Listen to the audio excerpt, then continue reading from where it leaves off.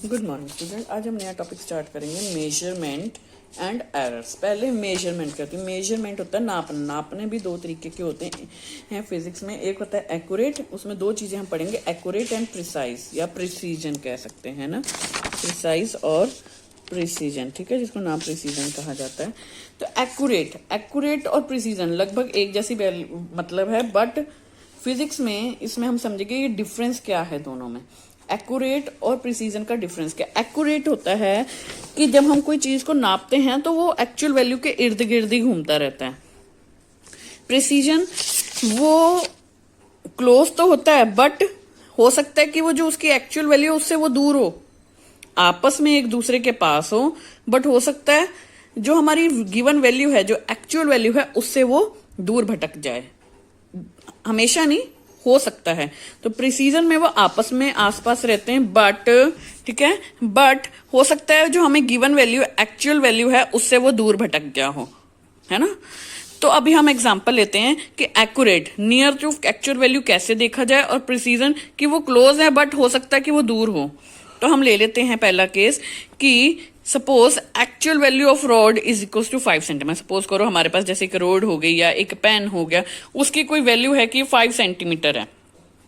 उसके रोड के ऊपर कहीं छोटा सा कंपनी ने लिख कर दे दिया कि इसकी लेंथ जो है वो 5 सेंटीमीटर है।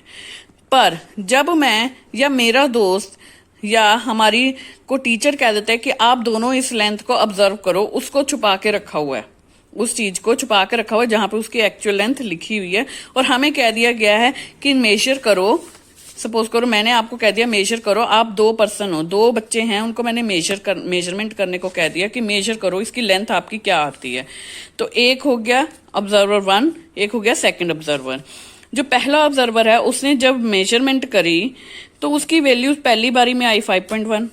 एक बारी में हम कभी नहीं करते, हम कई सारी वैल्यूज ले लेते हैं। 5.1 सेकेंड टाइम करी 5.2, थर्ड टाइम करी 4.9, चौथी बार करी 5.0। तो उसकी ये 4 वैल्यू आ गई जो, ठीक है। उसके बाद फिर आती है जो सेकंड ऑब्जर्वर, उसने वैल्यू मेजर करी, उसकी 6 की लाइन में वैल्यूज आ रही है, बट क्या आ रही है 6 पर। ध्यान से दो, देखो इस 6 की लाइन में है सारी वैल्यूज, बट वैल्यू कैसी है 6.10, 6.11, 6.12, 6.13, 6.13। तो इन दोनों में फर्क क्या है। एक्चुअल वैल्यू तो आपके पास 5 सेंटीमीटर है, बट दोनों में फर्क क्या है। दोनों में फर्क क्या है कि ये वे जो वैल्यू आ रही है ये गिवन वैल्यू के आसपास घूम रही है। तो वो टीचर क्या देखती है, टीचर कहती है कि ये जो फर्स्ट ऑब्जर्वर है उसकी वैल्यू एक्यूरेट है, जो सेकंड वैल्यू है, सेकंड ऑब्जर्वर है, उसकी वैल्यू प्रिसाइज है। तो वो कैसे समझेंगे कि हमने एक्यूरेट वैल्यू दी और प्रिसाइज। एक्यूरेट में क्या होता है कि वो वैल्यू के इर्द गिर्द घूमती रहती है एक्चुअली। जैसे यहाँ पे 5 सेंटीमीटर थी तो उसकी वैल्यू उसके इर्द गिर्द ही आई है, जैसे 5.1, 5.2, 4.9, 5.0, ठीक है।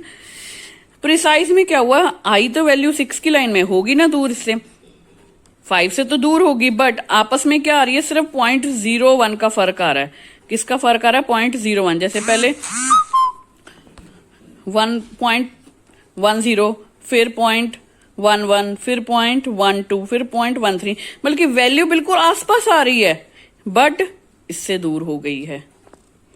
तो ये होती है प्रिसाइज वैल्यू, जो आपस में बहुत ज्यादा क्लोज होते हैं। जैसे यहाँ पे सिर्फ डिफरेंस 0.01 का डिफरेंस आ रहा है ना, 0.01 का ही डिफरेंस आ रहा है, बहुत छोटा डिफरेंस आ रहा है, मतलब बहुत थोड़ा सा डिफरेंस आ रहा है उसकी मेजरमेंट करने में। फर्क, डिफरेंस मतलब फर्क आ रहा है। तो जहां पे बहुत थोड़ा सा फर्क हो तो हमने क्या देखा कि इसकी वैल्यू 5 के पास है, इसकी वैल्यू आपस में पास है बट 5 से दूर है। तो ये वैल्यू होगी प्रिसाइज, जिसमें आपस में फर्क आता है बहुत थोड़ा सा। और एक्यूरेट होती है जो एक्चुअल वैल्यू के आसपास हो। ये तो होगी जिससे हमने पूरा पता चल गया कि ये एक्यूरेट है, ये प्रिसाइज है। बट हमारा आंसर ऐसा भी आ सकता है कि वो एक्यूरेट भी और प्रिसाइज भी हो। क्या पता थर्ड ऑब्जर्वर है, अगर मैं तीसरे पर्सन को कहती हूँ, तीसरे बच्चे को कहती हूँ कि जाके मेजरमेंट करो, तो उसकी वैल्यू अगर आ जाती है, सपोज करो तीसरा बच्चा आ गया कोई, उसने ऑब्जर्व करा, उसकी वैल्यू आ गई 5.00, 5.01, 5.02, 4.99। अब ये क्या हुआ, ये तो एक्चुअल वैल्यू के भी पास हो गई और आपस में भी पास हो गई, है ना। एक्चुअल वैल्यू क्या है 5, जो दी हुई है वैल्यू, जो रोड की कंपनी ने दी है वैल्यू वो है 5, ठीक है। और जो उसने ऑब्जर्व करी, तीसरे बच्चे ने ऑब्जर्व करी, वो आई 5.00, 5.01, 5.02, 5.03 या 4.99। तो आपस में तो डिफरेंस 0.11 का ही रहा ना, 0.01 का। तो ये क्या होगी, बोथ एक्यूरेट एंड प्रिसाइज, क्योंकि गिवन वैल्यू जो कंपनी ने लिख के भेजी है उसके बिल्कुल पास में आ गई है। तो प्रिसाइज वैल्यू के और एक्यूरेट वैल्यू दोनों के लिए ये एग्जांपल सबसे बेस्ट है कि एक्चुअल वैल्यू के भी पास आ गई और आपस में भी पास होगी। तो अगर एक टीचर ने समझाना है कि एक्यूरेट प्रिसाइज और दोनों में कैसे निकाला जा सकता है, तो ये बहुत अच्छी चीज है। एक ऑब्जर्वर करे उसकी एक्यूरेट आ गई, दूसरे ऑब्जर्वर की प्रिसाइज आ गई, तीसरे की एक्यूरेट भी आ गई और प्रिसाइज भी आ गई, तो सबसे बेस्ट यही रही। अब आ जाओ एरर। एरर मतलब गलतियां। तो फिजिक्स में गलतियां कैसी होती हैं? फिजिक्स में गलती क्या है, जब हम उनको नापते हैं, किसी चीज को जब हम नापना होता है तो उसमें भी दो तरीके के एरर्स आते हैं, सिस्टमेटिक एंड रैंडम। रैंडम मतलब कहीं से भी कोई भी एरर आ सकता है जिसका हमें कोई पता नहीं है कि वो कहाँ से आ रहा है। हवा भी हो सकती है, हमारी अपनी खुद की गलती भी हो सकती है, हम टाइम सही से नहीं नोट कर रहे, या हमने कोई चीज ऊपर नीचे कर दी जिसका हमें कुछ पता नहीं है। हो सकता है मेरी ऑब्जर्वेशन में ही गलती हो, मैंने ही किसी वैल्यू को गलत रीड कर लिया हो, कहीं से हवा आ गई हो जिसने रेजिस्टेंस पैदा कर दी हो जो हमें ना पता चली हो सकता है कोई और ऐसा एरर हो जिसके बारे में हमें ना पता हो। तो रैंडम मतलब कहीं से भी, रैंडम मतलब कहीं से भी। तो कॉज अननोन मतलब कि जिसमें हमारे पास एरर की गलती का नहीं पता होता, एरर आने का कारण क्या है, कारण का ना पता होना, पता ना चलना, ठीक है। तो कारण का नहीं पता होता इसमें, तो हम इसको हटाने के लिए कैसे करते हैं? इसको हटाने के लिए हम ऑब्जर्वेशन बढ़ा देते हैं, मतलब कि उसको बार बार नापते रहते हैं, बार बार उसको नापी जाएंगे। मतलब कि जहां मेरा एक वैल्यू से काम आ सकता था वहां पे मैंने 10 वैल्यूज ले ली, तो 10 बारी नापने के बाद जो भी वैल्यू आएगी उसका एवरेज मतलब कि मीन वैल्यू निकाल लेनी है, जिसके लिए फॉर्मूला क्या लग जाता है, summation x I from 1 to n upon n। ये होगी नंबर ऑफ ऑब्जर्वेशन डिवाइड, जो वैल्यूज आई हैं ये होगी नंबर ऑफ ऑब्जर्वेशन। ये क्या क्या वैल्यू आई है और ये कितनी बारी ली है, ठीक है। तो रैंडम क्या होता है, रैंडम जिसका हमें कारण नहीं पता है, वो कुछ भी हो सकता है, वो हमारा अपनी तरफ से भी हो सकता है, वो बाहर से भी हो सकता है, कोई और कारण भी हो सकता है। उसके लिए हम क्या करते हैं, ऑब्जर्वेशन को इंक्रीज करना, मतलब कि उसको बार बार नापते रहते हैं। तो जो बार बार नापने के बाद क्या करते हैं, उन सबको हम ऐड कर लेते हैं, ऐड करके जितनी बार आया उसका डिवाइड कर। सपोज करो पहले 1.1 आ गई, फिर 1.2 आ गई, फिर 1.3 आ गई, फिर 1.4 आ गई, है ना, ऐसे लेते रही। तो मैं इसको क्या करूंगी, इन सबको ऐड कर दूंगी, और कितनी बार ली मैंने, 1 2 3 4, 4 से डिवाइड कर दूंगी। तो इनको ऐड करके मैंने 4 से जमा करके 4 से डिवाइड कर देना है। ये होता है सबसे सिंपल रैंडम। सिस्टमैटिक, सिस्टमैटिक जिसका हमें कारण पता होता है,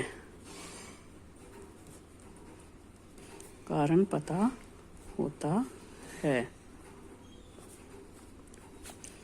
इसको हम रिमूव कर सकते हैं। जिसका कारण हमें पता है, जिस बीमारी का हमें पता है, हम उसको दूर कर सकते हैं ना। अच्छा, इसको एलर्जी प्रॉब्लम, इसको सिट्राजिन दे दो, इसको बुखार चढ़ा, इसको पैरासीटामोल दे दो।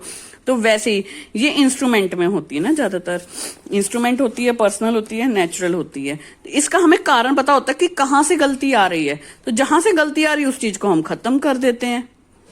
जिस बीमारी का हमें पता, हम उसको दवाई देके ठीक कर लेते हैं ना। वैसे ही है कि यहाँ पर हमें पता है कि क्या गलती हो रही है, उसको हम हटा देंगे। हटाने के लिए हमें या तो कुछ ऐड करना पड़ेगा या सब्ट्रैक्ट करना पड़ेगा, क्योंकि यहाँ पे तो हमारी मेजरमेंट, नापने की बात हो रही है।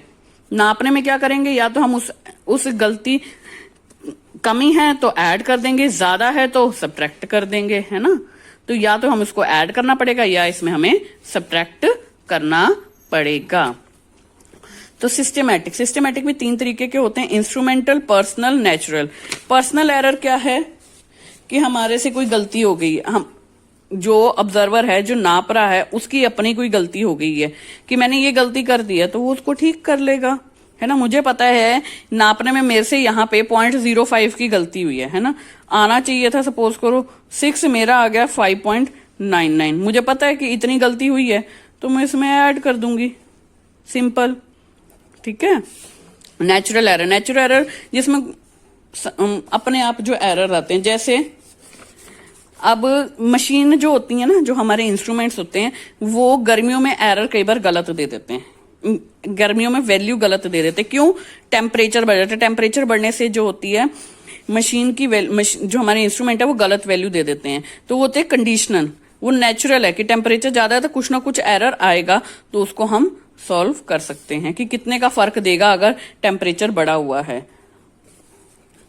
इंस्ट्रूमेंटल एरर, इंस्ट्रूमेंटल एरर के 3 एरर होते हैं। जीरो एरर जो वर्नियर कैलिपर है, मतलब कि अगर वो जीरो के साथ ना मिला तो इसका मतलब वो एरर दे रहा है। अगर वो ज्यादा आ रहा है जीरो से तो हम उसको सब्ट्रैक्ट कर देंगे, अगर कम आ रहा है तो उसको ऐड कर देंगे। Black slash error, screw gauge, rotation में अगर इसके कौन से जहां पे मिलना चाहिए वहां से इधर उधर रोटेटर होता है, उसमें 2 स्केल होते हैं, आपस में उनको घुमाना पड़ता है। घुमाने पर अगर वो अपनी जगह से हिल गया, पीछे चला गया तो ऐड कर देंगे, आगे चला गया तो उसे सब्ट्रैक्ट कर देंगे। Measuring time error, time error से पता चल रहा है कि हमारी जो नापने की टाइम नापने की मशीन है वो खराब है, मतलब कि वॉच। टाइम किससे नापते हैं? वॉच से। वॉच या तो तेज चल रही है या स्लो चल रही है ना। तो सिस्टमेटिक एरर 3 तरीके हुए, instrumental, zero error, backlash error, measuring time error. Zero error vernier calliper में आएगा, ठीक है। ब्लैकलैश एरर जो है वो स्क्रू गॉज में आएगा, और मेजरिंग टाइम एरर वो वॉच में आएगा।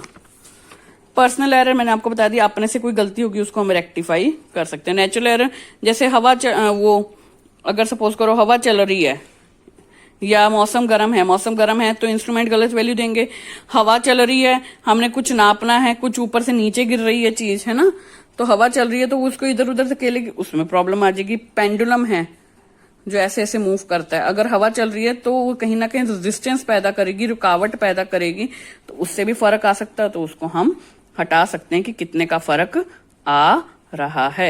तो सिस्टेमैटिक को हम हटा सकते हैं। रैंडम में हमें कारण नहीं पता होता, हम सिर्फ उसकी ऑब्जर्वेशन बढ़ा सकते हैं। Thank you.